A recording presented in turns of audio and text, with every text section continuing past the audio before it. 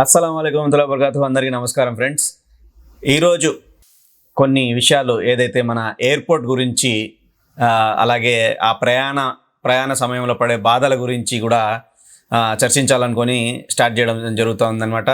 So ఏమాత్రం ఆలస్యం చేయకుండా వెల్కమ్ చెప్పేద్దాం మన పత్తి సుబ్బరాయుడు గారికి. నమస్కారం సార్. నమస్తే మస్తాన్ గారు, నమస్తే. మీరు ఎన్ని అంశాల గురించి అడిగినా నేను చెప్పడానికి నేను సిద్ధంగా ఉన్నాను. Thank you sir. అందుకే కదా మిమ్మల్ని చాలా తోతున్నాము. రాబోయే రోజుల్లో రాజకీయంగా కూడా కొన్ని సెన్సేషనల్ న్యూస్ కూడా మీ దగ్గర నుంచి తీసుకోవడం జరుగుతుంది. ఆ తర్వాత ఇప్పుడు ఫస్ట్ మా క్వశ్చన్ ఏంటంటే సార్, భారతదేశంలో చాలా ఎయిర్పోర్ట్స్ ఉన్నాయి. అంటే అది డెవలప్మెంట్ పరంగా చాలా ఎయిర్పోర్ట్స్ ఉన్నాయి. ఇప్పుడు చాలా ఈజీగా చిన్న పిల్లల దగ్గర నుంచి పెద్దవాళ్ళ వరకు కూడా కువైట్కు రావాలంటే లేదా గల్ఫ్కు రావాలంటే కనుక టక్కన చెన్నైయో బెంగళూరో హైదరాబాదో ఏదో ఒక ఎయిర్పోర్ట్లోకి వెళ్తున్నారు, గంటల వ్యవధిలో వచ్చేస్తున్నారు. కానీ అలనాడు ఆ రోజుల్లో అంటే మీరు వచ్చిన ఆ కాలంలో కువైట్కు రావాలన్నా సౌదీకి పోవాలన్నా ఎక్కడికి పోవాలన్నా కానీ బాంబే ఒక్కటే ఇంటర్నేషనల్ ఎయిర్పోర్ట్గా ఉన్నింది. మన ఆంధ్ర నుంచి జనాలు చాలా కష్టపడి అక్కడ వెళ్ళేవాళ్ళు, అక్కడి నుంచి ఈ గల్ఫ్ దేశానికి వచ్చేవాళ్ళు. మీరు కూడా అలాగే వచ్చారా? మీరు ఆ ప్రయాణ సమయంలో ఏమేమి కష్టాలు పడ్డారు? బాంబే అనేది మనకు భాషరాని ప్రదేశం, ముఖ్యంగా మన తెలుగు వారికి. మీరు ఎలాంటి కష్టాలు పడ్డారు? అలాగే కువైట్కి వచ్చిన తర్వాత మీరు ఏం పని చేస్తున్నారు? మీరు కష్టాలు ఏంటి కొంచెం క్లుప్తంగా చెప్పగలరు? ఇది చాలా మంచి నాకు పాత జ్ఞాపకాలు రిమెంబర్ చేస్తున్నాను. నిజంగా ఇది నువ్వు వేసిన క్వశ్చన్స్ ఇది ఎలా ఉన్నదంటే ఈ పాతకాలం నాటిది క్వశ్చన్స్ను నాకు రిమైండ్ చేసి ఇప్పుడు నువ్వు అంటూ ఉంటే నేను ఒక పక్కన ఆలోచన వెళ్ళిపోయా. అంటూ ఉంటే నేను రైల్వే కోడూరు ప్లాట్ఫామ్లో దాదర్ ఎక్స్ప్రెస్ కాడికి వెళ్ళిపోయా. ఆ రోజు వీసా వచ్చింది, బొంబాయికి బయలుదేరాలంటే అప్పుడు ఎమిగ్రేషన్ ఉండేది బొంబాయిలోనే లేదా ఢిల్లీ. రెండే, భారతదేశం ఎక్కడ లేవు. ఆ రోజుల్లో వీసా వచ్చిన వాళ్ళు ఎవరైనా సరే బాంబే రావాలి. ఢిల్లీ ఉంది కానీ మనం ఢిల్లీ మన వాళ్ళు చాలా దూరం పోయేవాళ్ళు. ఇంకా అక్కడ ఏమీ లేవు. Medical Bombay, consulate Kuwait consulate అనేది బాంబేలోనే. దీనికి కువైట్ ఢిల్లీలో కూడా ఉంది. కానీ ఢిల్లీకి పోవాలంటే కష్టం. మన ఊరు పోయేవాళ్ళు, మనం వాళ్ళు అందరూ బాంబేకి వెళ్ళారు. అప్పుడు బాంబే ప్రయాణం కావాలంటే ముందు రోజు ఇంట్లో రేపటి నుంచి ఆ బాంబే పోవడానికి మా భోజన మధ్యాహ్నం ఈ రోజు ఎక్కితే రేపు మధ్యాహ్నం అక్కడ దిగుతాం. అవును, ఈ రోజు ఎక్కితే ఎక్స్ప్రెస్ ఎక్కితే రేపు మధ్యాహ్నం అక్కడ దిగుతాం. ఇంక వీళ్ళు అన్ని అన్నాలు చేసి పెట్టడము, ఇవ్వడము, చేసి పెట్టుకోవడము. ప్రయాణం అయితే రైలు స్టేషన్ గడిపోతే ఆడంతా 600 దూరం అందరం జనాభా అంతా మనోళ్ళంతా పోతున్నాడే కువైట్కి వస్తున్నాడు, అయ్యో ఇంకెప్పుడు వస్తాడో ఏమో అనేది. టికెట్లు ఒకే చేసుకోవాలంటే కూడా ఒక రైల్వే కోడలో 4 బర్తలే ఉండేది. 4-5 ఉన్నాయి అంతే బాంబే టికెట్లు. టికెట్ వచ్చేసి 75 రూపాయలు, 72-75 రూపాయలు దాదర్ ఎక్స్ప్రెస్ లేదా బాంబే వీటీ దిగుతుంది. 2 ఎక్స్ప్రెస్లు ఉన్నాయి. బాంబే వీటీకి దాదర్ ఎక్స్ప్రెస్ పోవాలంటే అది మధ్యాహ్నం ఉండే సౌకర్యం 2 ఎక్స్ప్రెస్లే. దానికి 75 రూపాయలు ఛార్జెస్. ఒక రైల్వే అలాంటి తేదీల్లో మనం పోతున్నామంటే ఆ తేదీకి రైల్వే కోడల్లో ఉన్న బుకే లేకపోతే రాజంపేటలో చేసుకుంటారు. రాజంపేటలో లేకపోతే కడపలో చేసుకుంటారు. కడపలో అంటే గుంటకల్లు, అంటే రేణుగుంట, అలా ప్లేస్లు చేసుకుని ఇంకా చెక్కకపోతే ఇంకా పై నుంచి కూడా ఎక్స్ప్రెస్ ఎగినాక స్టేషన్ నుంచి కూడా బుక్ చేసుకునేవాళ్ళు. అక్కడికి పోయి బుక్ చేసుకుని మామూలుగా టికెట్ ఇట్టే మనకి ఇచ్చారు, చిన్న టికెట్ అదే టికెట్ ఇచ్చేవాళ్ళు. కాదంటే వాళ్ళకు పలానా వ్యక్తి పేరు రాసి ఒక పేపర్ పలానా కోచ్లో ఉంటుందని టీసీకి ఒక రిపోర్ట్ అయితే తీసుకొచ్చేవాళ్ళు. మనం ఆ టికెట్ తీసుకుంటే మన రిజర్వేషన్ టికెట్ దాంట్లో కూర్చోవచ్చు. అప్పుడు నిజంగా నేను ఫస్ట్లో ఈ దాదర్ ఎక్స్ప్రెస్ రైల్వే కోడలు ఎక్కినప్పుడు మా ఊరు దాన్ని ఆంధ్రాపేట స్టేషను, ఓలారుపల్లి, నేను చదువుకున్న ఓలారుపల్లి స్టేషను దాటుకుంటూ ఇవన్నీ పుల్లంపేట దాటుకుంటూ పోతా ఉంటే ఆ పక్కన భూములు ఇవన్నీ చూసుకుని ఒక విధమైన బాధ అనిపించింది. పోతున్నామే తిరిగి మళ్ళీ ఎప్పుడు వస్తాం ఇక్కడికి, ఓరేపల్లో తిరిగిన ప్రదేశాలు ఏమిటి, ఆ ఊర్లు ఏమిటి అని మనసులో ఒక విధంగా ఈ రోజు నువ్వు చెప్తా ఇప్పుడు కూడా ఒక విధంగా ఉంది మనసు నాకైతే. ఎట్టు వచ్చినామని ఆ రోజు ఏమీ లేదు. ఇక్కడికి వచ్చిన తర్వాత బాంబేకి వచ్చిన తర్వాత ఏమి మా ఫోన్లు లే, ఏ సౌకర్యాలు లే, మన ఊర్లో ఫోన్లు ఒకవేళ బొంబాయిలో ఫోన్లు ఉన్నా మనం మాట్లాడడానికి ఎక్కడ ఫోన్లు ఉన్నాయి, మన ఊర్లో ఎక్కడ ఉన్నాయి? కరెక్టే. ఏ రైల్వే కోడలు ఎవరికో అక్కడ ఎవరికో ఉన్నాయి. చేయాలంటే ట్రంక్ కాల్ బుక్ చేసుకొని మాట్లాడాలి. అక్కడ పోయేది ఎప్పుడు, వాళ్ళ ఫోన్ నెంబర్ మనకి తెలుసు, ఎవరితో మాట్లాడేది ఏం లేదు. ఏమన్నా లెటర్ ముక్కలు జాబ్ రాసుకోవడమే, క్యాసెట్లు. ఆ కోయట్కి వచ్చేటప్పుడు కూడా ఆడగాడ నాకు బొంబాయి వాళ్ళకి లెటర్లు రాయని మొదలుపెట్టిన ఆడగాడ. ఆడ కొంతమంది ఉన్నారు చాలా రోజులు ఓడిపోయినారా? 1 month పైన అయిపోయింది. 1 month మీరు 1 month ప్రతి ఒక్కరు అంటే 1 month పైన అయిపోతుంది. ఆ కౌన్సిలేట్లో పోయి వాళ్ళు మెడికల్ చేసి ఆ రిపోర్ట్ వచ్చి ఆ కౌన్సిల్ ఎండార్స్మెంట్ చేసి ఆ తర్వాత ఈ టికెట్ ఏదైనా పీటీఏ టికెట్ ఇస్తా వచ్చినారు. ఆ టికెట్ని మార్చుకుని ఈ పీటీఏ టికెట్ మళ్ళీ ఈ మనిషి వస్తున్నాడు చూపిస్తే అటాచ్మెంట్ అయిపోయి వాళ్ళకి ఇస్తే వాళ్ళు మెసేజ్ పెడితే ఇక్కడికి మెయిల్ పెడతారో ఏదో మెసేజ్ పెడతారు. ఆ మెసేజ్ టెలిగ్రామ్లాగా పెడతారు. వాళ్ళు ఈ మెసేజ్ ఇక్కడికి అంది ఓకే అంటే మళ్ళీ అక్కడికి వస్తే అప్పుడు టికెట్ ఇచ్చేది. లేదా నువ్వు సొంత డబ్బు టికెట్ కొనుక్కుంటావా, దానికి కూడా దానికి ఒక 5-6 రోజులు లేటు. ఇట్లాంటి విషయాల్లో ఇమీడియట్ 1 నిమిషంలో అర్ధగంట పోయేది పరిస్థితి ఏమీ లేదు. ఇది గేట్ వే ఆఫ్ ఇండియా. సాయంత్రం గడ్డల మీద కూర్చోండి నేను వాళ్ళం. మీరు కూడా? నేను కూడా ఆ గడ్డ మీద కూర్చుని చిప్పులు తిరిగేటి ఆ లంచులు తిరిగేవాళ్ళు ఆ చుట్టూ ఆ గడ్డ మీద కూర్చుంటే ఆ తాజ్మహల్ వాళ్ళు చూస్తా. దానికి ముందు ఒక ఛత్రపతి శివాజీ విగ్రహం ఉంది, ఒక చిన్న పార్క్ ఉంది, ఆడ కూర్చునేది. ఆడ ఇంకా రోడ్డు పడి నడుచుకుంటా పోయేవాళ్ళం, నడుచుకుంటా వచ్చేవాళ్ళం. ఎక్కడి నుంచి? బాంబేలో క్రాఫర్డ్ మార్కెట్ కానిచ్చి Lokmanya Tilak road LT road నుంచి నడుచుకుంటా వచ్చే పొద్దు పోవద్దు మాకు.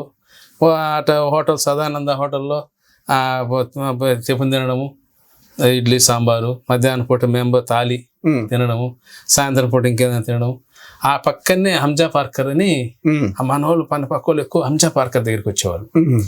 హంజా పార్కర్ దగ్గర ఉండేవాళ్ళు. వాడు ఒక 20 మంది, నేను పోయిన కాడ ఒక 20 మంది, ఇంకా ఏదో ఏజెంట్ అని ఒక 20 మంది. ఆ సాయంత్రం అంతా 50 మంది జాబులు రాయమని. మేము 4 నెలలు అయింది ఇక్కడే ఉన్నాము, ఇంకా బాగాలేదు కోవిడ్కి అనేవాళ్ళు. 6 నెలల నుంచి ఉండేవాళ్ళు. విజాల కోసం వెయిటింగ్ చేసి ఇంటికి పోతే మళ్ళీ 6 సంవత్సరాలు కూడా ఆడ పనులు చేసుకుంటా ఆడే బతికి ఆ డబ్బులు తీసుకుని చాలా మంది బతుకుతా అక్కడే ఉండి ఎంతో మళ్ళీ వాళ్ళ ఇంట్లో పిల్లలు 4 నెలలు 3 నెలలు మిగిలిన ఇంటికి పంపించుకుంటూ ఆ బిల్డింగ్ పనులు చేసుకుంటూ అక్కడే బతికి ఆ యుజాల కోసం అట్టా చేసి ఇంటికి వచ్చి ఉన్నారు. ఆడ నుంచి ఏమీ కాక మళ్ళీ ఇంటికి పోయిన వాళ్ళు నిరాశలు ఇంటికి పోయిన వాళ్ళు ఉన్నారు. నేను వచ్చే ముందర కాడ అందరూ స్టీమర్లో వచ్చేవాళ్ళు. స్టీమర్లో రావడానికి ప్రయాణం వచ్చిన వ్యక్తి సంవత్సరం ఉండి అక్కడ ఉండి మళ్ళీ ఫ్లైట్లు పోతా ఉండే కదా ఇంటి అక్కడి నుంచి ఈ కోవిడ్కు గల్ఫ్ దేశాలకు సౌదీయాకు గ్రూప్ వీసాలని ఆ వీసాలు రాలేక ఇంటికి వాపసు మీద ఉన్నారు. నేను ఆడ బాధలు చూశాను. నేను కూడా నేను ఎంతమందికో లెటర్లు రాసిన అన్నీ చదువు రాదు పాపం. అయినా ఒక రోజు లెటర్ అయినా అంటే రాసేది. అక్కడనే పోయి జాబులు పోస్ట్ ఆఫీస్లో ఎత్తుక్కుంటా వేసేది. అలా నేను ఒక నిలబెట్టింది. నాకు నిలబెడితే నన్ను ఒక సార్ తీసుకొని వచ్చినాడు. ఆయన నాకు ఇంకా ఉద్యోగంలో పోవాలా, ఇంకా నాకు ఇక్కడ ఉంటే నిన్ను వాళ్ళు పంపిస్తాలు పట్టేసి చెప్పి ఇంటికి వచ్చేసాడు. నేను ఒంటరి అయిపోయినా. తర్వాత మాకు కొంతమంది హంజా పార్కర్ దగ్గర నుంచి ఇంటి కోవిడ్కి వచ్చేవాళ్ళు, మల్లవరపల్లి నుంచి మా మామగారు మా అత్తగారు ఊరోళ్ళు కొంతమంది ఉన్నారు. వాళ్ళ దగ్గర పోవడం అట్టా తిరుగుతా కావచ్చు. లాస్ట్గా నాకు ఏంది పంపిస్తారా నాకు ఇంటికి జాబ్ రాసేసారు. ఇంకా నేను పోలేదు చేయలేదు, ఇంకా నేను ఒక్కడే ఉన్నా, నాకు ఏం తెలియలేదు, ఏం చేయాలో నాకు అర్థం కాలేదని చెప్పి లెటర్ రాసిన. ఆ లెటర్ చూసి మా నాయన అది 10 రోజులు జరిగింది చూసి మా ఆయన లెటర్ చూసి బొంబాయికి వచ్చాడు. మీ నాన్నగారు బాంబేకి వచ్చారు? బొంబాయికి వచ్చాడు. అప్పుడు మీరు ఉన్నారు ఆడ బాంబేలో? నేను యునైటెడ్ లాడ్జీలో ఉన్నా. యునైటెడ్ లాడ్జీలో అంటే LT road opposite Gandhi hospital, ఆ క్రాఫర్డ్ మార్కెట్ ఎదురుగా సదానంద హోటల్ అట. నాకు ఏజెంట్ ఆయన వచ్చేసి జనాబ్ మహమ్మద్ అని గల్ఫ్ ఇండియా ట్రావెల్ సర్వీస్, వాళ్ళది పెద్ద సంస్థ. వాళ్ళు ఏం లేదు అడిగితే పీటీఏ టికెట్ అది రిప్లై లేదు, అది వస్తానే పంపించేస్తా ఉంటారు. అతనే పని చేశాడు ఈ పీటీఏ టికెట్ అనే టికెట్ కోసం. అప్పట్లో 3,000 రూపాయలు టికెట్. ఏది 3,000 అంటే 12 దినాలు అనుకో. ఇప్పుడు ఇక్కడికి కోవిడ్కు 3,000 3,500 కోవిడ్ టికెట్. మొత్తం వాళ్ళకి అందరికీ కూడా అంతా 5,000 రూపాయల ఖర్చుతోటి అయిపోయేది. ఏజెంట్ ఖర్చులకు ఆ స్టాంపులు అంతా 5,000 రూపాయలు. బొంబాయి ఖర్చులకు మన ఖర్చులు కంటే తాళి భోజనం రోజు 30 రూపాయలు వేసేవాళ్ళు, సాయంత్రం 30 రూపాయలు. అంటే రోజుకు 100-150 రూపాయలు ఖర్చు. నెల ఉంటే 2,000 రూపాయలు ఖర్చు కావాలి ఎట్లా తక్కువ ఉన్నా. ఇంకా రూమ్ బాడుకు రోజు 10 రూపాయలు. అంటే యునైటెడ్ లాడ్జ్లో ఒక బాగా చాలా నీట్గా ఉండేది. ఆడ హైదరాబాద్ అయినా ఒక ఆయన హజరత్ అని ఒక మంచి ఆయన అయితే నేను 6 నెలలు ఉన్నాను. సిద్ధు అని కేరళ అతను, నేను సంవత్సరం నుంచి ఉన్నాను. సంవత్సరం నుంచి ఉన్నాను. ఆ విజాలు మళ్ళీ ఆ తర్వాత అజ్రత్ చాలా నీకేమున్నా తమ్ముడు, నీకు ఇంకదో అయిపోతే పోతావులే, మేము చూడు ఇప్పుడు 6 నెలలు అయిపోయింది, సంవత్సరం పడుతుంది, మేము ఇంటికి పోవాలంటే కూడా మా వాళ్ళు కోవిడ్కి చెరిపెట్టాలనుకుంటున్నారు, సౌదీ అరేబియా చెరిపోయి అనుకుంటున్నారు, బాధగా ఉన్నానైనా అని చెప్తున్నాడు. అట్లా ఉండగా ఆ రోజుల్లో అట్లా ఇబ్బందులు వచ్చేదానికి. ఏ రోజైతే మా ఆయన నన్ను లెటర్ రాశాను వచ్చాడో ఆ రోజు సాయంత్రం ఈరోజు నువ్వు బయలుదేరుతున్నావు, రెడీ చేసినావు అని చెప్పారు వీళ్ళు. బయలుదేరినారు. పొద్దున్న నైట్ 9 గంటలకు 8 గంటలకు రెడీగా ఉండు, బ్యాగ్ రెడీగా ఉండి నువ్వు తిరుగుపోతాను ఆయన వచ్చి చెప్పాడు. మద్రాస్ ఆయనకి ఏజెంట్ రెడీ, ఇంకా పని రెడీ పేపర్లు అయితే నేరుగా తీసుకుని ఎయిర్పోర్ట్లో ఆడిపోతాను, వాళ్ళు స్టాంప్ నేరుగా కోయిట్కి వెళ్ళిపోతా అంతే, ఇంకేం అవసరం లేదు. ఏమన్నా ఇంకేమన్నా డబ్బులు దినార్ ఏమన్నా కావాలి, స్టాంప్ ఈడ కోయిట్కి వచ్చిన తర్వాత ఒక దినార్ అడిగేవాళ్ళు ఇప్పుడు స్టాంప్కు, విజాకు. ఓకే, స్టాంప్ లేకపోతే కోవిడ్ అయిన వచ్చినంత వరకు ఆ స్టాంప్కి డబ్బులు లేకపోతే కోవిడ్ అయిన వచ్చినంత వరకు ఆయన కోసం పెట్టేవాళ్ళు, పిలిపించి వాళ్ళు కోవిడ్ అయిన డబ్బులు ఇచ్చి పంపిస్తే స్టాంప్ వేసి పంపించేవాడు. దినారు మార్చుకొని పెట్టుకొని వచ్చేవాళ్ళు కొంతమంది అక్కడి నుంచి వచ్చేటప్పుడు చూడు. ఆ రోజుల్లో దినారు ఇచ్చేసి ఒక స్టాంప్ కొట్టేసి బయట పంపించేస్తారు అనమాట. నేను ఒక దినారు ఏదో మా అమ్మ ఏదో పంపించినప్పుడు ఇచ్చేస్తే స్టాంప్ వేసి దినారు స్టాంప్ వేసి బయటకు వచ్చేసిన. అప్పుడు మా కోట ఆయన బాబా అడుగొచ్చాడు. వాళ్ళు ఎట్లా అనుకున్నారేమో మరి, స్వస్థాన్ని ఫోటో ఏమి ఇచ్చినారు తీసుకుని అంటే తీసుకొని బండ్ల కోసం తిరిగి వచ్చాను. మీ కఫిల్ తిరిగి వచ్చాను. ఆయన వచ్చినాడు, ఆయన అల్లుడు ఉన్నాడు. ఆయన ఇద్దరు వచ్చి లోపలికి వచ్చాడు అల్లుడు. ఆ రోజుల్లో కొంచెం తెలియదు, చూడంటే లోపలికి వచ్చాడు. లోపలికి వచ్చాడు, అడిగి వచ్చినాడు లోపలికి, చూడుకొని వచ్చాడు. ఆ కాలంలో అంత అగసాట్లు పెట్టి ఇక్కడికి వచ్చాము. మళ్ళీ ఆ రోజు మా ఆయన బొంబాయిలో ఉండగా నేను బయట అట్లా వరండాలకు చూస్తున్నా. మా ఆయన కాగితం తీసుకుంటా పైన చూసి ఏదో మా ఆయన వచ్చాడే నాయన అన్న చూసి పైకి పరిగెత్తుకుంటా దెబ్బ 2వ floor, 1st floor, 2nd floor కదా పడికెట్లన్నీ చెక్కలతో చేసినాడు. టక దిగి కిందకి వచ్చేసినాయి. మా జాబ్ ఏంటంటే ఈరోజు సాయంత్రం అయ్యో పర్వాలేదు ఇంకొక రోజు లేట్ అయిపోయినా కానీ చూసిండేవాని, కానీ ఒకసారి ఆడున్నాడు నేను దిగులు పడిపోతుంది వచ్చిండే అని చెప్పి పైకి వచ్చి కూర్చున్న తర్వాత మధ్యాహ్నం అన్నం అతడుకొని తిన్నాము. ఆయన అన్న అజ్రత్ అన్న పెద్ద ఆయన, పర్వాలేదు మా ఆయనకు తెలియదు అన్న, ఎట్లా అంటే ఏం పర్వాలేదు తమ్ముడా, నువ్వు లక్షణంగా పో, నాయన్ని రేపు నేను తీసుకెళ్ళి రేపు ఇదే టైంకి నేను దాదర్ ఎక్స్ప్రెస్ కడిపి టికెట్ తీసి ఎక్కిస్తాను, నువ్వేం భయపడగాకు అని చెప్పినాడు. నేను ఆ రోజు నైట్ బయలుదేరి వచ్చేసిన. మళ్ళీ నేను ఇండియాకి పోయిన తర్వాత మళ్ళీ ఒక తూరి మా ఆయన్ని అడిగాను ఆ రోజు ఎట్లా పడితే. ఆ అజ్రత్ స్టేషన్ దాకా వచ్చాడు పాపం. మంచి పిల్లోడు అయ్యా నీ కొడుకు మంచి పిల్లోడయ్యా, ఇక్కడ మాకు ఎట్లా అంటే అట్లా ఏం చెప్పినా అది నా భలే గౌరవం, ఇక్కడ అందరూ ఇక్కడ చూసి నేను మోసగాళ్ళు, నీ కొడుకు బంగారయ్యా అన్నాడంట ఆయన నా చేస్తూ. తీసుకొచ్చి బండ్లు ఎక్కించాడు. అయ్యా నువ్వు ఎప్పటికైనా పో, నీ కొడుకు నీ పేరు పోగొట్టడు, భయపడగాకు అన్నాడని. అదేని ఆ సందర్భాన్ని మా నాయన ఎన్నోసార్లు అన్నాడు. గుర్తు చేసుకున్నాడు. తర్వాత ఊర్లో కొన్ని విషయాలు నాయన నిన్నందరూ తల్లిదండ్రులు చూసుకోవడంలో నీ కొడుకు లాంటి కొడుకు మాకు ఉండాలి కదా అని అందరూ అంటున్నారు. అది చేయి పెట్టుకొని చేసిన చాలు, నాకు ఆ మాట చాలు, నువ్వు పని చేయని. తర్వాత మా తండ్రి నాకు ఏవి కూడా మంచిగా నేర్పించాడు. దురుద్దేశంగా ఈ చేయని మన ఆయన నేర్పించలే. ఆయన ఎలా బాగానే బతికాడు, ఎప్పుడు గొడవలు మాయకుండానే బతికాడు. ఆయన ఎప్పుడు డబ్బుకు కూడా కొరలేకుండా బతికాడు. ఆ విషయంలో నాకు మంచి మాటలు చెప్పాడు. ఆ కష్టాలు మళ్ళీ కోవిడ్కి వచ్చిన తర్వాత కోవిడ్ ఇంట్లోకి వచ్చినాను, చూసినాను. టీకే అంటే టీకే మన చెట్లకు నీళ్లు పెట్టేది, పైపు పెట్టేది మాలూం అంటారు. ఆ మాలూం కోయటోళ్ళు మాలూం అంటే నేను పెట్టి నీళ్ళు పెట్టినా హౌస్ గాడికి నీళ్ళు పెట్టే తోసి తెలిసి అచ్చా అనింది. మన ఆ రోజు నైట్ చలికాలం ఇటు వెదర్ బాగుంది, బయట పరుపు ఒకటి వేసేసారు, దుప్పట్టిచ్చారు, పనుకోమన్నారు. బయట వరండాలు పనుకునేసిన.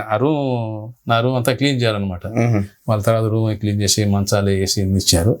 వాళ్ళు చెప్పినాడు అన్నాలు ఏంటి పెట్టలేదు. తర్వాత 8 మాసాల తర్వాత నేను ఇంకా 8 మాసాల వరకు ఆ ఇంట్లో బండ్లు ఈ క్లీన్ చేసుకోవడం, బండ్లు చెట్లు నీళ్ళు పెట్టడం, గార్డెన్ ఉంది, అది చూసుకున్నాను. ఆ తర్వాత ఈ ఇంత గత వీడియోలో చెప్పినాను కదా, ఈ బిస్ట్లు, ఈ సామాన్లు, బిజినెస్ బిజినెస్ పరంగా ఆ ఇంట్లో కింద పెట్టడానికి అన్ని చూపించాడు. ఇంకా అదే పని చేయడము, ఆ బండిలో పెట్టడము, ఆ గంగలో తీసుకుపెట్టడం. 8 మాసాల తర్వాత చిన్నగా అంగట్లోనే పెట్టేసాడు. 8 మాసాల తర్వాత సూట్ కేసులు అంగడి ఓపెన్ చేసాడు కొత్తగా, దాంట్లో పెట్టేసాడు. తర్వాత కార్పెట్, తర్వాత నిదానంగా మొత్తం ఎప్పుడు ఆ బిజినెస్ మీదనే పెట్టేసాడు ఆయన. ఎప్పుడు బిజినెస్ మళ్ళీ నేను మధ్యలో మళ్ళీ ఒకటి జరిగింది. ఒక విషయం కోపగించుకుని పని చేసి వెళ్ళిపోయినా. మీకు 8 మాసాలు రాలే ఇంట్లోకి. 8 నెలలు ఆయనదే కామా. పేపర్కి వేసాడు, ఏమేమి చేశాడు. అప్పుడు అకామగాడు కొట్లా నాకు. పేపర్కి వేసి ఏమేమో చేశాడు. మళ్ళీ 8 మాసాల తర్వాత నేనే వచ్చిన. వస్తానే ఆ పిల్లోడు పరిగెత్తి వచ్చి నన్ను కరుచుకున్నాడు. చిన్న పిల్లడు పుండేవాడు, లాస్ట్ వాడు కరుచుకున్నాడు. చూడు అని కొంత వేరే విషయంగా కొంచెం మాట్లాడినాడు. అదే కానీ చూడు, నువ్వు ఆడికి పోవద్దు, నువ్వు మా ఇంట్లో అడుగు పెట్టినావు, అవి చెప్పకూడదు మనం కొన్ని విషయాలు. నీతో మామూలుగా పర్సనల్గా చెప్పారు అవన్నీ చెప్పకూడదు, ఎందుకు వాళ్ళ విషయాలు మనం చెప్తున్నాయి. పర్సనల్గా చెప్పా, నువ్వు మా ఇంట్లో అడుగు పెట్టావు, మాకు ఏం జరిగాయి కాబట్టి అదే మా ఇక్కడే ఉండాలి, అదే మాకు గొప్ప. ఎందుకంటే వాళ్ళు కాక ఎట్లా అని ఆలోచనలు ఉన్నారు. ఒకరు కాదు, తిరిగా ముగ్గురు, నలుగురు. ఎప్పుడైతే మరి అన్ని టగటగా అయిపోయినాయి, అది నాకు కావాలి. తర్వాత ఆయన ఒకటి బిల్డింగ్ రేట్లు లేకుండా కొన్ని ఏదో కొన్ని సందర్భాలు నువ్వు మాకు కావాల్సిందని చెప్పి వదల్లా. ఒకరు వచ్చేసి ఇట్లాగా నడిచేసినాడు, పమ్మన్నాడు బయటికి, మమ్మల్ని ఎక్కువ మాట్లాడుతూ పోతాను చెప్పాడు. తీసుకొచ్చాడు. ఆ తర్వాత నాకు వచ్చినప్పుడు జీతం 20 దినాలు, 20 KD జీతం. తర్వాత తిరిగి వచ్చిన తర్వాత 40 అని చెప్పేసి తర్వాత 50 దినాలు ఇచ్చేసాడు. తర్వాత 80 దినాలు జీతం, తర్వాత 100 KD జీతం, తర్వాత 200 KD జీతం. ఇప్పుడు జీతం అంటే అది వేరే హై లెవెల్ అనుకో, నాది మామూలుగా వేసిన ఒక పెద్ద ఆఫీసర్ లెవెల్లోనే జీతం, మేనేజర్ లెవెల్లో. దాని గురించి బాధ లేదు, ఆయనకి ఏం కొరవ చేయలే, నాకు ఇంకా కొరవ. చాలా విషయాల్లో కొన్ని బాగానే చేశాడు. ఆ మహానుభావుడి వల్ల నేను కూడా బాగున్నాను. ఆయన నా మీద ఎన్నోసార్లు ఘర్షణ పెడతాడు అని చేస్తాడు, ఏదైనా కొన్ని విషయం చెప్తారు, నేను ఇది కాదంటా అదే వాళ్ళ దాదే మా ఇస్మేకర్ ఏం చెప్తే అదే జరగాలి అంతే. ఇంకా లేదు, ఇంకా అతను అదే కరెక్ట్ చూసుకో అంటాడు. మళ్ళీ లాస్ట్కి వచ్చేసి ఏం ఇష్టం అంటాడు. తర్వాత కప్పు వాళ్ళ నువ్వు కరెక్ట్, నీదే కరెక్ట్ అనేది. అంటే నేను కప్పటం లేకుండా చెప్పేస్తాను, అది ఒకటి అంటాడు. సాఫీ అతను మనకు కాదు అని ఎందుకంటాడంటే మన ఉపయోగంతోనే చెప్తాడు అనేది అక్కడ ఆయనకు ప్రగాఢమైన నమ్మకంలో విషయం. తర్వాత ఎన్ని చెప్పాడు, ఎన్ని చేశాడు, ఆయన దగ్గర కొన్ని నేర్చుకున్నాను నేను. కొన్ని సామెతలు చెప్పాడు, ఫ్యూచర్కు జీవితంలో సామెత చెప్పాడు. ఎవరు ఎలాంటి వాడు. ఇప్పుడు నాకు ఒకడు కొన్ని దుర్మార్గ పనులు చేశాడు, ఆయన చెప్పాడు నాకు ముందుగానే. అవునా? వాడు జాగ్రత్త, వాడు మోసగాడని చెప్పాడు. వాడు లాస్ట్ నాకు సమస్యలు చేసినాడు కదా, అలా చెప్పాడు ఆయన. స్వచ్ఛాన్ని చెప్పేసాడు మనిషి. ఒకరు ఇంటికాడ అడిగారు, నేను పాత పాస్పోర్ట్ ఇక్కడ పెట్టాను, ఒక అంశం మీద ఇంటికాడ అడిగారు, ఆ పోతే చెప్పాడు ఆయన. ఎప్పుడైనా సరే ఈడు మాత్రం డేంజర్, జాగ్రత్త. మీరు మాత్రం కనుక్కోలేకపోయినారు. నేను బేమారిపోయాను. ఎప్పుడైనా జాగ్రత్త అని చెప్పాడు ఆయన. కానీ లాస్ట్ ఆ సమస్య అదే విధంగా జరిగింది. సమస్య తీసుకొచ్చేసి ఆయన చెప్పినట్టు జాగ్రత్త, నేను పడింటే బాగుండు, జాగ్రత్త పడలా నేనే, దగ్గర రానికొద్దని చెప్పాడు. ఆయన చెప్పినట్లుగానే జరిగింది. ఇప్పుడు ఆయన ఉన్నారా? మీకు ఒకటైనా చనిపోయినారా? ఇప్పుడు పెద్ద ఉంది, వాళ్ళ పిల్లలు ఉన్నారు.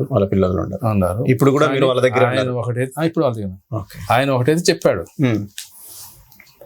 ఇతనికి నా లైఫ్ ఉన్నంత వరకు, నా తర్వాత మీరు ఎవరైనా సరే ఒకరోజు అందరిని పిలిచి చెప్పేశాడు, ఇతనికి ఏం పరిస్థితి ఏమి కావాలన్నా మన దగ్గర పని చేయకపోయినా ఏం కావాలో చేసి పెట్టండి, ఆ కామ విషయంలో ఏం కావాలో చేసి పెట్టండి. అని మాత్రం చెప్పాడు. చెప్పేసినాడు ఆయన. మొదటి ఇండియాకి పోతే రాలేదంటే ఉమ్, ఒక ఆయన ఉన్నాడు షాప్ పక్కన అలా అని ఒక ఆయన ఉన్నాడు, ఇరాక్ ఆయన. వేరే వాళ్ళు మా మామ చలపదంటే వాళ్ళ దగ్గరికి పోయి అడ్రస్ ఇండియాకి పోయి తొడుకొని రావాలన్నాడు. ఉమ్, వాళ్ళ ఇంటికాడ పోయినాడు, ఫదాల్ అని షాప్లో ఉంటాడు ఆయన. వాళ్ళ ఇంటికాడ పోయి ఎక్కడ ఉంటాడు ఇండియాలో అడ్రస్ ఇవ్వండి, ఉమ్, ఇంటికి పోయి తొడుకొని రావాలన్నాడు. ఉమ్. సో మీరు ఆయన అంత నమ్మకంగా వాళ్ళ దగ్గర ఆ ఉన్నారు విషయంలో కాబట్టి- మాత్రం నమ్మకం. రెండవదండి, డబ్బులు ఉన్నాయి కదా ఉమ్, ఇంట్లో, ఉమ్, గోతం తీసి పారేసి ఇంట్లో కొనుక్కుంటాడు, లెక్క ఉంటాడు. ఉమ్, ఈ విషయంలో ఉమ్, తప్పు మార్గంగా తీసుకుంటే ఒకవేళ ఏదైనా చేస్తే మన కోడు రేవేళ నన్ను మించినోడు కూడా ఉండడు. ఉమ్. ఒకవేళ మీరు తప్పు చేసి నింటే కనుక అట్లా అధర్మంగా ఏమైనా కావాలనుకుంటే కోడు రేవేలు మంచాడు.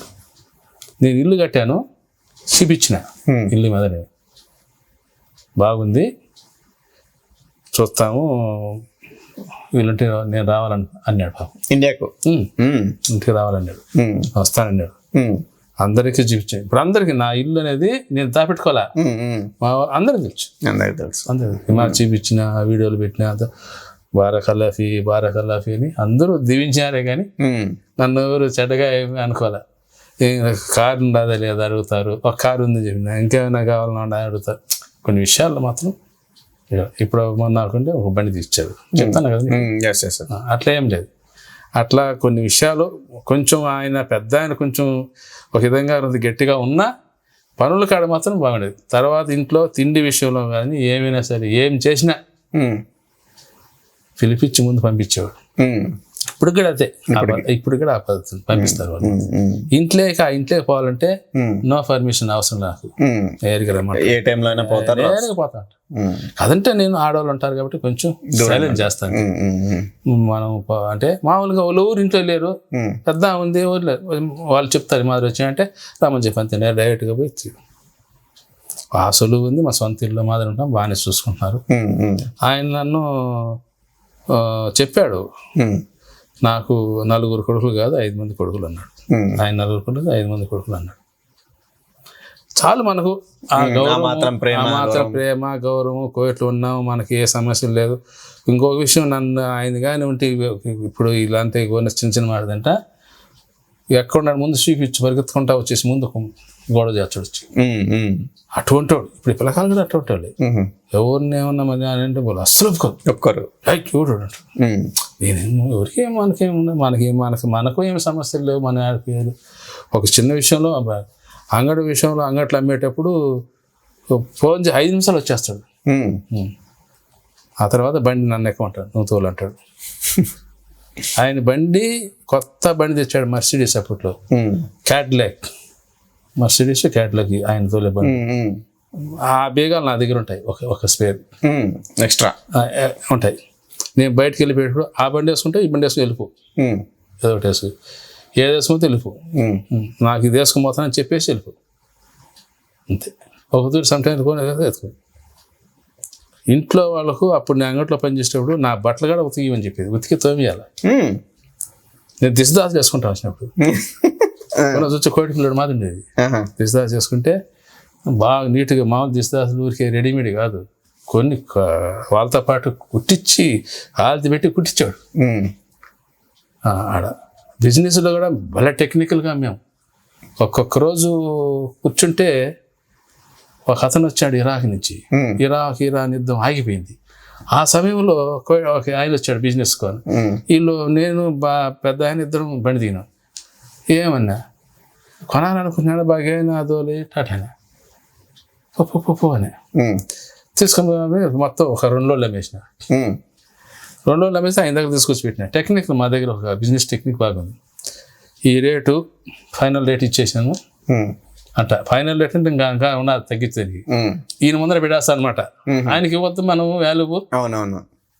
అతనే చెప్తాడు, ఫైనల్ రేట్ ఇది, నువ్వు తెలియతున్నావు కంపెనీకి, నువ్వు ఇంత దూరం వచ్చి ఎక్కడి నుంచి చూసినా, ఇరాక్ నుంచి చూసినా, నాకు అజీసు గాలి మీరు తక్కువ కాదు, అని చెప్పి ఇంకొంత డిస్కౌంట్ చేసి ఇచ్చా. అబ్బా నాకు ముద్దులు పెట్టి డబ్బు క్యాష్లు కట్టగట్ట కట్టేసి ఫస్ట్ చూద్దానికి ఆడ గొర్రెలు అమ్ముతారు చూసినా హోటల్ని అట్టుంటాడు. ఆ బాధ ఉన్నాడు మనిషి. బండిలో తీసి కట్ట తీసి ఇచ్చేస్తా ఉంటాడు డబ్బు. బండిలో తీసుకొచ్చా ఇరాక బండ్లు కానీ లారీలు డబ్బు కట్ట ఎంచుకోమంటున్నాడు. టక టక టక ఎంచుకోవాలి కదా, లోడ్ చేయించేస్తాను అన్ని.